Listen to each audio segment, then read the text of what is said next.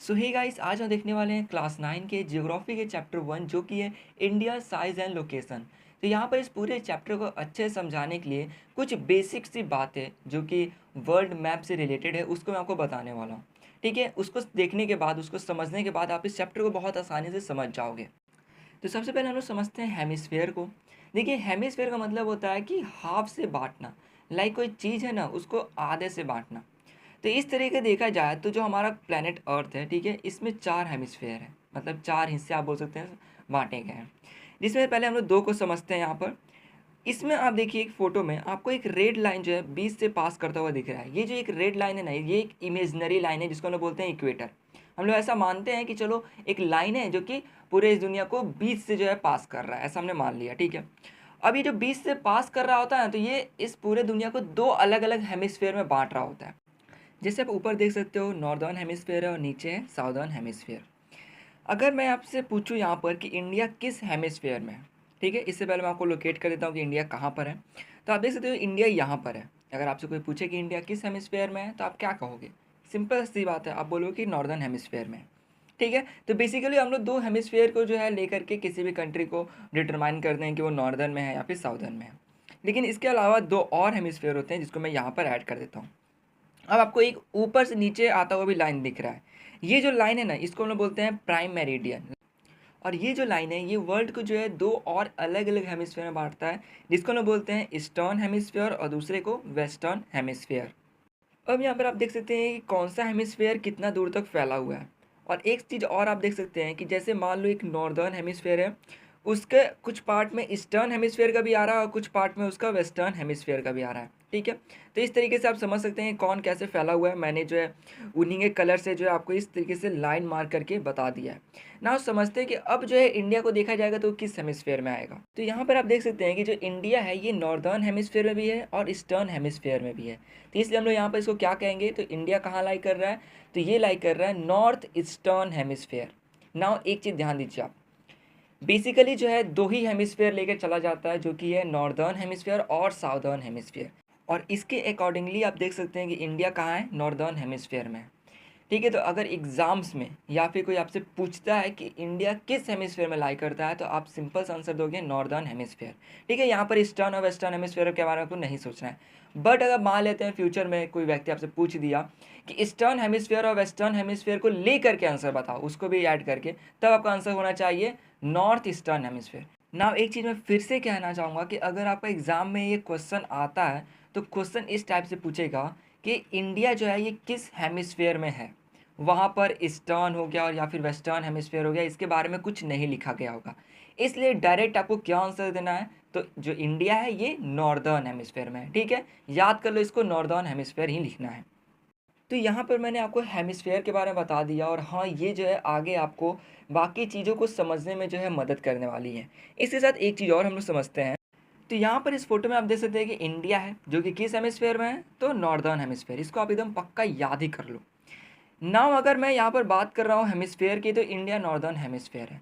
तो इसको चलो हमने समझ लिया। अब डायरेक्शन की कुछ बात की जाए तो इसका एग्जांपल मैं देना चाहूँगा। आप एक जगह पर खड़े हो, ठीक है, और आप देखते हो कि चलो सामने से जो है सूरज जो है ये उग रहा है। तो आप बोलते हो कि सूरज जो है किस डायरेक्शन से उगता है, तो ईस्ट। तो आपको ईस्ट पता चल गया, तो आप इसी से पता लगा लेते हो कि मेरा बैक साइड में वेस्ट होगा। इसी तरह आप जो है नॉर्थ और साउथ का भी पता लगा लेते हो। तो अगर यही चीज़ मैं इंडिया पे अप्लाई कर दूँ तो आप देख सकते हो इंडिया का जो सबसे आगे का पार्ट है ये किस डायरेक्शन की तरफ है, तो नॉर्थ डायरेक्शन की तरफ। तो इसका सबसे पीछे वाला पार्ट किस डायरेक्शन की तरफ होगा, साउथ डायरेक्शन की तरफ। इसी तरह आप जो ईस्ट और वेस्ट भी निकाल सकते हो। सिंपल में मैं कहना चाहूँ ना मैं तो, लाइक आप लोग सुनते होंगे कि इंडिया में वेस्ट पार्ट में, ठीक है, इंडिया के जो भी ईस्ट पार्ट हो गया, साउथ पार्ट हो गया, वहाँ पर ऐसा होता है वैसा होता है, मतलब इस तरह से आप सुनते होंगे। या फिर अगर मैं एक स्टेट की बात करूँ, तो अगर आप किसी स्टेट में हैं तो आप बोलते हैं कि ईस्ट की तरफ आपको रेलवे स्टेशन मिलेगा या फिर वेस्ट की तरफ आपको कुछ और लाइक बाजार मिलेगा। तो ये क्या है ना, ये डायरेक्शंस की बात है। डायरेक्शन क्लासीफाई किया जा सकता है छोटे लेवल पे, बड़े लेवल, कोई कितने भी लेवल पे। लाइक हमने इंडिया को ले लिया तो ईस्ट पार्ट कुछ है, वेस्ट कुछ है, ये समय पता चल गया। इसी तरह ये डायरेक्शंस की बात हुई, ठीक है। तो यहाँ पर अगर हेमिस्फेयर की बात की जाए तो इंडिया तो नॉर्दर्न हेमिस्फेयर है, लेकिन डायरेक्शन की बात की जाए तो इंडिया का कुछ पार्ट जो है वो ईस्ट की तरफ है तो हम लोग उसको बोलते हैं कि ईस्टर्न पार्ट, कुछ वेस्ट की तरफ है तो उसको वेस्टर्न पार्ट, ठीक है, नॉर्थ की तरफ तो नॉर्दर्न पार्ट। तो इस तरीके से ये डायरेक्शंस की बात हो। तो यहाँ पे मैंने जितने भी चीज़ें आपको बताई है ये सारी बेसिक्स हैं, और मैंने आपको ये इसलिए बताया क्योंकि इसको जानने के बाद जो आप इस चैप्टर को अच्छे से समझ पाओगे। वैसे देखा जाए तो जो भी चीज़ें मैंने बताई है वो और कॉम्प्लेक्स हो सकती है, बट उतना कॉम्प्लेक्स हमें नहीं पढ़ना है, हमें इतना ही बेसिक्स पढ़ना था जिससे कि हम चैप्टर को अच्छे से समझ पाएँ। ठीक है, तो अब हम लोग स्टार्ट करते हैं इस पूरे चैप्टर को। स्टार्ट करने से पहले ये मैं बोलना चाहूँ कि यार वीडियो बनाने में बहुत मेहनत लगता है, सो वीडियो अगर अच्छी लगे तो प्लीज़ लाइक कर दिया करो, शेयर कर दिया करो, और चैनल को सब्सक्राइब करना मत भूला करो। ठीक है, तो हाँ अब चलते हैं इस चैप्टर को स्टार्ट करते हैं पूरा। तो यहाँ बताया जा रहा है कि वर्ल्ड की जितनी भी एंशिएंट सिविलाइजेशन थी उनमें से एक जो है इंडिया भी है, मतलब कि इंडिया के पहले के लोग जो थे वो बहुत ज़्यादा जो है डेवलप्ड थे, मीन्स बाकियों के मुकाबले। इसके साथ ही भारत में सामाजिक और आर्थिक रूप से भी जो है कुछ प्रोग्रेस देखने को मिला है। इसके साथ जो हो गया एग्रीकल्चर फील्ड हो गया, इंडस्ट्री हो गया, फिर आपका टेक्नोलॉजी हो गया, इन सब के अंदर भी जो है प्रोग्रेस देखने को मिल रहा है। साथ ही में जो इकोनॉमिक डेवलपमेंट है, मतलब कि आर्थिक रूप से भी कुछ विकास हुई है मतलब भारत में। तो ये हमें भारत के बारे में थोड़ा बताया गया है कि पहले कैसा था, अभी कैसा उसमें जो है प्रोग्रेस देखने को मिल रहा है। तो यहाँ पे अब हमें भारत की लोकेशन बताई जा रही है। इसमें कहा जा रहा है कि भारत जो है बहुत ही विशाल देश है जो कि नॉर्दर्न हेमिस्फेयर में है। इसको मैं आपको कब से याद कराता आ रहा हूँ। इसके साथ जो इसका मेन लैंड है, मीन्स जो मेन पोर्शन है, ठीक है, वो कहाँ से कहाँ तक है, तो latitude 8 degree 4 minute north and 37 degree 6 minute north, and longitude कितना है तो 68 degree 7 minute east and 97 degree 25 minute east. अब यहाँ पे दिमाग में आपके क्वेश्चन आ सकता है कि आखिर ये जो लॉन्गिट्यूड और लैटिट्यूड दोनों बताया गया है, इसके अंदर सिर्फ ईस्ट और नॉर्थ को ही क्यों बताया गया है और ये वेस्ट और साउथ को क्यों नहीं। तो जैसे कि मैंने आपको पहले ही बताया था, इंडिया कहाँ पे लाई करता है तो नॉर्दर्न हेमिस्फेयर में। लेकिन अगर ईस्टर्न हेमिस्फेयर और वेस्टर्न हेमिस्फेयर भी ला दिया जाए तो कहाँ पे लाई करता है, तो नॉर्थ ईस्टर्न हेमिस्फेयर है, मतलब कि नॉर्थ और ईस्ट। इसलिए वहाँ पर जो है लॉन्गिट्यूड और लैटिट्यूड में किसका वैल्यू लिखा गया है, सिर्फ ईस्ट का और नॉर्थ का वैल्यू लिखा गया है। तो हो सकता है कि इसमें बहुत सारे बच्चों की समझ में ना आया हो कि क्या लिखा गया है, तो चलो इसको मैं डिटेल में आपको समझाता हूँ यहाँ पर। तो देखो मैं एक फ़ोटो यहाँ पे प्रोवाइड कर रहा हूँ आपको। तो सबसे पहले हम लोग समझते हैं लॉन्गिट्यूड को। तो देखिए यहाँ पर कुछ वर्टिकल लाइन्स आपको दिख सकते हैं, मीन्स जो ऊपर से नीचे की तरफ आ रहे हैं। सबसे ऊपर आप देखो उनका कुछ डिग्री लिखा हुआ है, लाइक सबसे किनारे में देखो एक जगह लिखा हुआ है 68 डिग्री ईस्ट। फिर देखो मैंने एक एरो दिया हुआ है कि जो उसके आगे वाला लाइन है उसके ऊपर देखो आपको कितना डिग्री लिखा हुआ है, मतलब कि डिग्री बढ़ते जा रहा है आगे की तरफ। ठीक है, तो ये क्या हो गया, लॉन्गिट्यूड, मीन्स ऊपर से नीचे आ रहे हो, इनका डिग्री कहाँ है, ऊपर की तरफ लिखा हुआ और ये इंक्रीज हो रहा है। तो ये लॉन्गिट्यूड का हमने समझ दिया। अब देखते हैं लैटिट्यूड को। तो यहाँ आप लैटिट्यूड में देख सकते हैं कि हॉरिजॉन्टल लाइन्स है। सिंपली आप कहते हो जो कि राइट से लेफ्ट या फिर लेफ्ट से राइट की तरफ जा रहे हो। सिंपली लाइक यहाँ पर डायग्राम में आप देखो तो ज़्यादा आपको अच्छे से समझ में आएगा। नाउ एक चीज़ ध्यान दो आप, यहाँ पर एक वैल्यू लिखा हुआ है 8 डिग्री नॉर्थ जो कि नीचे की तरफ है, और जैसे जैसे लैटिट्यूड ऊपर की तरफ जा रहा है, ठीक है, आप देख सकते हो ऊपर का वैल्यू कितना है, लगभग 36 डिग्री नॉर्थ। तो ये क्या हो रहा है, तो ये इंक्रीज हो रहा है। तो ये हमने समझ लिया लॉन्गिट्यूड और लैटिट्यूड को। इसके साथ आपको एक ब्लैक लाइन जो है दिख रहा होगा जो कि इंडिया को 2 इक्वल पार्ट्स में डिवाइड कर रहा है। तो ये जो लाइन है इसको हम बोलते हैं ट्रॉपिक ऑफ कैंसर, जो कि गुजरता है 23 डिग्री 30 मिनट नॉर्थ से। ठीक है, इसको याद कर लेना, और यहाँ तक आप ग्राफ में भी चाहो तो इसको लगभग प्लॉट कर सकते हो, आपको दिख जाएगा कि वो कहाँ से गुजर रहा है यहाँ पर इसी ग्राफ में।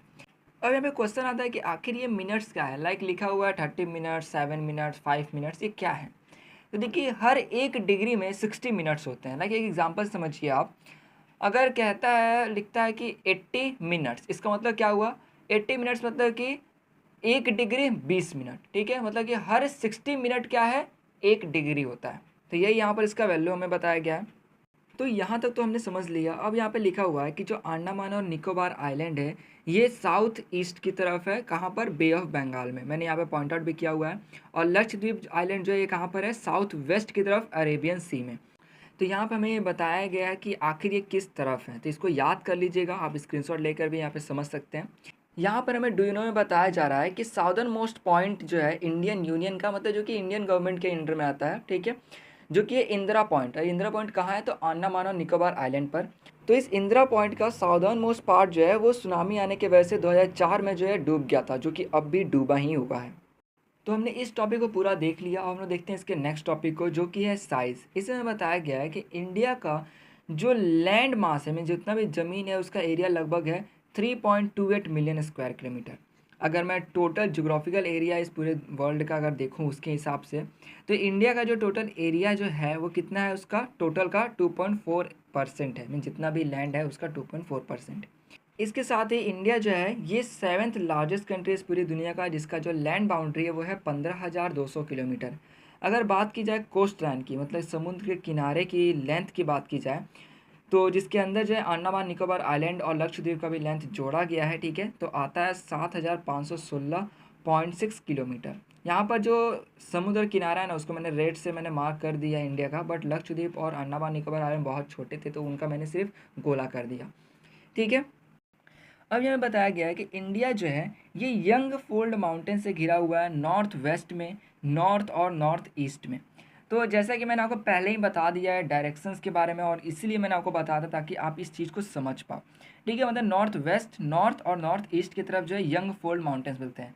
ये जो यंग फोल्ड माउंटेन्स है ना, ये ऐसे माउंटेन्स होते हैं जो कि ज़्यादा पुराने नहीं होते हैं, मतलब लगभग कुछ मिलियन ईयर्स ओल्ड होते हैं। वैसे देखा जाए तो बहुत सारे माउंटेन्स बहुत ही पुराने होते हैं, लेकिन ये जो है कुछ मिलियंस ईयर्स ओल्ड होते हैं। अब यहाँ पे कहा गया है कि अगर आप साउथ डायरेक्शन की तरफ बढ़ते हो और आप पहुँचते हो 22 डिग्री नॉर्थ लैटिट्यूड पर, ठीक है, मैंने आपको डायरेक्शन के बारे में, इन सब के बारे में पहले ही बता दिया है। तो जब पहुँचते हो ना, तब जो है आप देख सकते हो इंडिया टेपर होना शुरू हो गया। टेपर मतलब होता है कि पतला, लाइक देख सकते हो मैंने जहाँ पे पॉइंट किया है वहाँ से देखो इंडिया का जो दोनों साइड देखो आप पतला होना शुरू कर गया। इससे होता ये है ना कि जो पूरा इंडियन ओशन है ना उसको ये दो भाग में बांट देता है। जिससे एक भाग का क्या नाम पड़ गया है अरेबियन सी, और दूसरे का क्या नाम पड़ गया बे ऑफ बंगाल। मतलब कि इंडियन ओशन जो है उसी का पार्ट है अरेबियन सी और बे ऑफ बंगाल, ठीक है भाई, इसको भी हमने समझ लिया। तो जैसा कि अभी हमने पढ़ा था कि इंडिया जो है वो 7th लार्जेस्ट कंट्री है वर्ल्ड का, उसी का एक फिगर दे करके यहाँ पे बताया गया है। इसके साथ बोला गया है कि जो लैटिट्यूडनल एंड लॉन्गिट्यूडनल एक्सटेंट है, मीन्स फैलाव है इंडिया का, उसका कितना है 30 डिग्री पर। लाइक हमें यहाँ पर दिया गया था लैटिट्यूड्स 2 दिए गए थे और लॉन्गिट्यूड 2 दिए गए थे। तो चलो जैसे मैं मान लेता हूँ कि किसी जगह का मुझे लैटिट्यूड्स दिया गया है 6 डिग्री और 11 डिग्री। तो यहाँ पे अगर मैं 11 डिग्री में से 6 डिग्री माइनस कर दूँ तो मेरा आ जाएगा 5 डिग्री। तो ये जो 5 डिग्री है मेरा, ये है मेरा उस जगह का लैटिट्यूडनल एक्सटेंट। और इसी के साथ मान लेते हैं लॉन्गिट्यूड दिया है आपका 6 degree 5 minutes and 3 degree 2 minutes. तो यहाँ पर आप 6 डिग्री 5 मिनट से 3 डिग्री 2 मिनट्स जो है घटा दोगे तो आ जाएगा आपका 3 डिग्री 3 मिनट्स, मतलब कि इतना उसका एक्सटेंट है, ठीक है। तो सिंपली यही चीज़ आपको इंडिया के साथ भी जो है आपको लगा देना, आपको निकल जाएगा। तो आप देखोगे तो लगभग दोनों ही का लैटिट्यूड और लॉन्गिट्यूड दोनों का 30-30 निकलेगा, मीन्स उसके आसपास, ठीक है। तो वही यहाँ पर लिखा गया है, तो इसको हमने समझ लिया। अब यहाँ पे बहुत ही इंटरेस्टिंग पॉइंट आता है कि अगर आप गुजरात से अरुणाचल प्रदेश को देखो, लाइक गुजरात जो है सबसे पहला हाथ जो है उससे मैंने मार्क किया है, और जो अरुणाचल प्रदेश को सबसे लास्ट हैंड जो कि रेड है, ठीक है, उससे मैंने मार्क किया है। तो यहाँ पे यही है कि अगर गुजरात से अरुणाचल प्रदेश को देखा जाए तो इनके बीच में 2 घंटे की टाइम लैप्स है। मतलब मान लेते हैं गुजरात का मैं टाइम ले लेता हूँ कि गुजरात में 6 बजे सूरज निकल जाता है, तो अरुणाचल प्रदेश में वो 4 ही बजे निकल गया होगा। अब यहाँ पे बहुत ही इंटरेस्टिंग पॉइंट आता है कि देखिए गुजरात से अगर आप अरुणाचल प्रदेश को देखो तो इनके बीच में 2 घंटे का टाइम लैप्स है। गुजरात को सबसे पहले हाथ से मैंने डिनोट किया, अरुणाचल प्रदेश सबसे लास्ट हैंड जो कि रेड में उससे मैंने डिनोट किया है। तो इनके बीच में 2 घंटे का टाइम लैप्स है। अब यहाँ पर प्रॉब्लम क्या है कि भाई टाइम किसके अनुसार से रखा जाए, जिसके भी अनुसार से रखेंगे 2 घंटे आगे पीछे हो जाएगा। तो इसलिए क्या किया गया कि इनके बीच में जो जगह है उसके हिसाब से रखा गया है, जो कि मैंने यहाँ पे पॉइंट आउट किया है। और ये बीच में कौन सा जगह था, तो इनके बीच में जगह था उत्तर प्रदेश, और वहाँ का कौन सा जगह, तो मिर्ज़ापुर।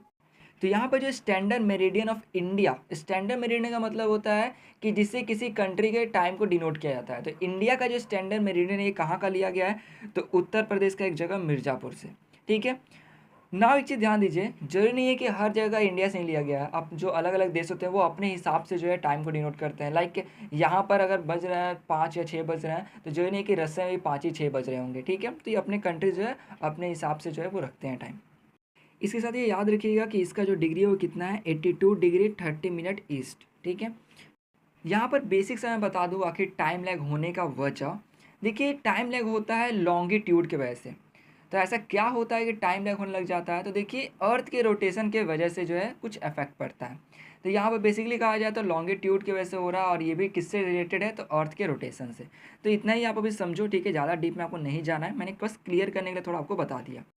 अब हमें बताया गया है कि जो लैटिट्यूडनल एक्सटेंट है, जिसको आप लैटिट्यूड भी कह सकते हो, ठीक है, उससे जो है ना इन्फ्लुएंस होता है दिन और रात। जैसे कि कहीं पर बहुत लेट से शाम होता है, कहीं पर बहुत जल्दी हो जाता है। तो ये सब क्यों होता है, देखो इसका रीज़न क्या है ना, जो इक्वेटर है, जो जीरो लैटिट्यूड बोलते हैं ना हम लोग, उसको इक्वेटर माना गया, जीरो लैटिट्यूड को इक्वेटर, ठीक है।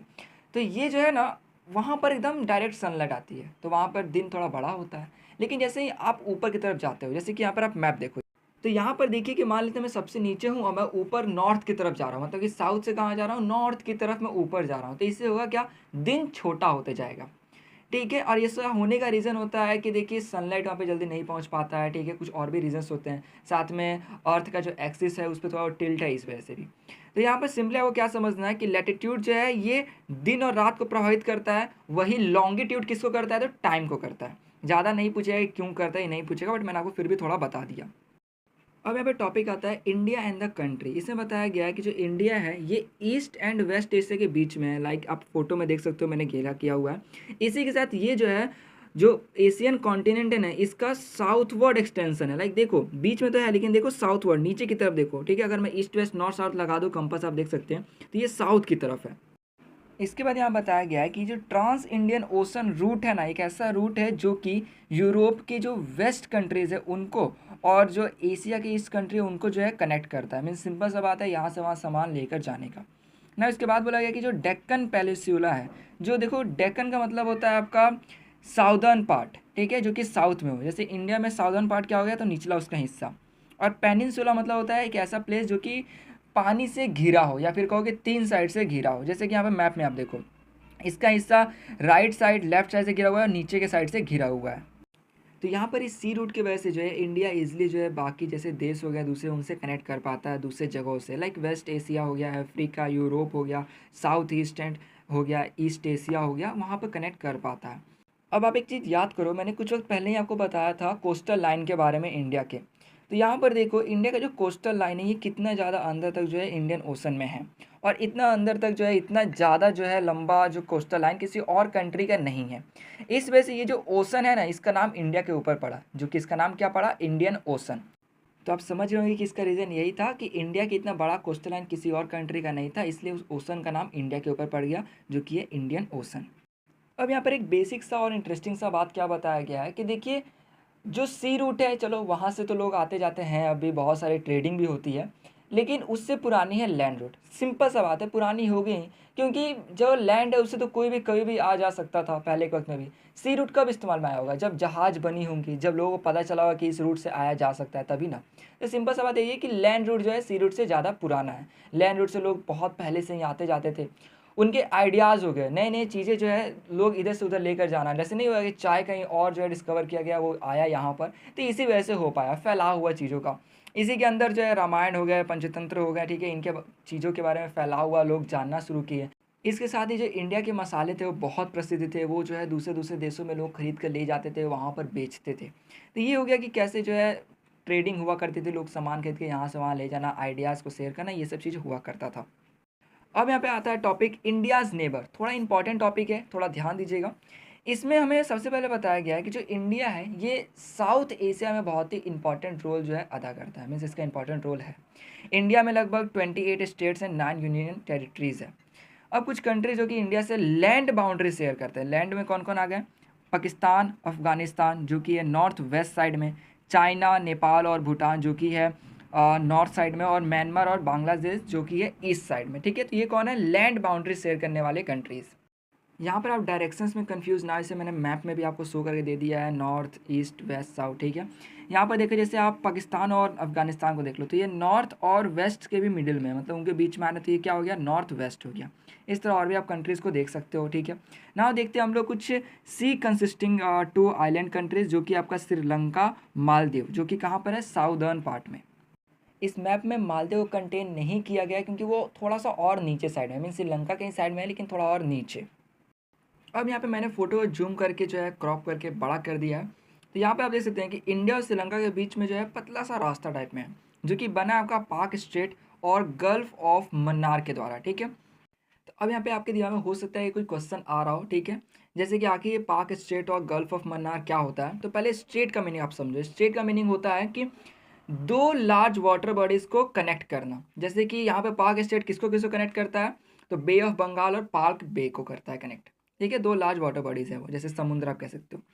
दूसरा क्या आपका गल्फ ऑफ मन्नार। तो यहाँ पे गल्फ का मतलब होता है आपका कि जो लैंड और सी मीन समुद्र को कनेक्ट कर रहा हो। तो जो गल्फ ऑफ मन्नार है ये भी आपका इंडिया हो गया, और श्रीलंका का जो वेस्ट कोस्ट है ना, उसको कनेक्ट करता है। मतलब कि एक तरफ से लैंड को कनेक्ट कर रहा है और दूसरी तरफ से सी को। तो हमने इसको समझ लिया। ना यहाँ पर आता है मालदीव आइलैंड जो है ये सिचुएटेड है लक्षद्वीप आइलैंड के साउथ में। जैसे कि हमने जस्ट हुए पढ़ा था कि इंडिया के भी साउथ में सिचुएटेड है ये। तो इसको हमने देख लिया। अब हम लोग देखते हैं नेक्स्ट पॉइंट को। अब यहाँ पे कहा जा रहा है कि जो इंडिया है इसका अपने पड़ोसी देश से बहुत अच्छा जोग्राफिकल लिंक है। मीन्स जैसे आने जाने की सुविधा आप कह सकते हो। दूसरा ये कि हिस्टोरिकल लिंक्स भी बहुत अच्छे हैं। जैसे कि पहले जो है पुराने के वक्त में जो है दूसरे देश से यहाँ पर लोग आया करते थे। इस तरीके से पहले से भी हिस्टोरिकल लिंक भी बहुत अच्छा खासा है यहाँ पर। जैसा कि मैंने आपको पहले ही बताया था कि पुराने वक्त से भी जो लोग हैं लैंड रूट हो गया इन सब के थ्रू जो है यहाँ पर आया करते थे। अब यहाँ पर आता है एक डू यू नो जिसमें बताया गया है कि 1947 से पहले यहाँ पर दो तरीके के स्टेट्स हुआ करते थे इंडिया में। पहला क्या था प्रोविंसेस और दूसरा क्या था प्रिंसली स्टेट्स। प्रोविंसेस मतलब हो गया जो कि ब्रिटिश के द्वारा ब्रिटिश ऑफिसर्स के द्वारा रूल किए जाते हो। जैसे कि इसमें क्या था वाइसरॉय रहते थे जो कि बहुत बड़े एक हेड कह सकते हो जो कि अपने से नीचे दूसरे ब्रिटिश को जो है काम दिया करते लाइक तुम ये काम करो तुम उसका काम करो ठीक है। दूसरा यहाँ पे आता है प्रिंसली स्टेट जो कि वहाँ के रूलर्स जो हो गए ठीक है राजा महाराजा जो भी हो गए उनके द्वारा जो है रूल किया जाता था। लेकिन उनके पास ये पूरा पावर नहीं था रूल करने का। मतलब कि वो जो है ब्रिटिश के अंडर मतलब ब्रिटिश सुपरविजन में जो है वो काम किया करते थे। जैसे कि यहाँ पे लिखा हुआ है हु एक्नॉलेज सवर्जिनिटी मतलब कि full power in return for local autonomy. मतलब कि यहाँ पर जो है उनसे मिलकर काम किया करते थे और उनको ब्रिटिश को अपना फुल पावर जो है वो मानते थे। मतलब नहीं होता कि एक सुरक्षा की तरफ बना देना। तो इस तरीके से वो लोग जो है खुद पूरा डिसीजन ले लेते। यहाँ पर जो है वो ब्रिटिश के द्वारा जो है सुपरवाइज किए जाते थे। तो ये हमने इसके बारे में देख लिया। तो आशा करूँ आपको वीडियो अच्छी लगी हो। वीडियो में हमने पूरा जो है इंडिया के बारे में देखा, लॉन्गिट्यूड लैटिट्यूड के बारे में देखा, इवन जो है मैंने मैप पर भी बहुत सारे वर्क्स आपको दिखाएं। इसी साथ इंडिया के जो पड़ोसी देश है उनके बारे में देखा, कैसे देखा कि जो ट्रेड हो सकता है इन सब चीज़ों के बारे में पूरा देखा है, वो भी डीपली देखा है। आशा करूँ आपको वीडियो अच्छी लगी हो। यहाँ पर अगर वीडियो अच्छी लगी तो प्लीज़ लाइक कर दो, दोस्तों शेयर कर दो और चैनल को सब्सक्राइब करना बिल्कुल भी मत भूलना। इस पूरा चीज़ को एक्सप्लेन करते करते मैं तो पूरा थक गया हूँ। आप लोग भी थक गए हो तो जाके चाय पीजिए, कॉफ़ी पीजिए, कुछ भी करिए बट हाँ चैनल को सब्सक्राइब करके जाइएगा। तो इस वीडियो में सिर्फ इतना ही। पूरा चैप्टर होता है इसमें फिनिश। वीडियो अच्छी लगी तो प्लीज़ लाइक कर ही देना। मिलते हैं आप लोग नेक्स्ट चैप्टर में।